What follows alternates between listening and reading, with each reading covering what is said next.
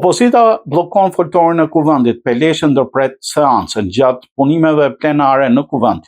Opozita është quar në kënd duke kapur foltorin për një pretendim replike teksa po fliste deputeti socialist Ardit Bido. Në pankarta ndëntire drejtuar nga Berisha ta vendosën para gardës dhe akuzuan Peleshin për shkeljet rregullores. Deputeti Bido akuzoi opozitën për etikën dhe sjelljen e saj duke cilësuar edhe antikontare. Këta zotrin këtu guxojnë që çështjet e mëdha të kombit të interesin na flasin sot në parlament dhe na bëjnë zhurmusin të aimes të tjerash. Teksa nga salla dëgjohej një prej deputetëve të opozitës flamur në oka të thoshte o bide.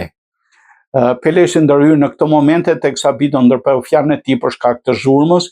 Foltoria u ndal, Peleshi ndërpreu seancën për 5 minuta pushim. Kreu i grupit parlamentar të Partisë Socialiste Taulan Valla replikoi me kreun e PD-s Ali Berisha në kuvend në lidhje me protestuesit që kanë dalë pas dite prej 2 javësh kundër qeverisë gjithë klasës politike. Valla i tha Berishës se është i fundit që mund të flasë në emër të protestuesve, ndërsa sfidoi që të bashkojë atyre në shesh.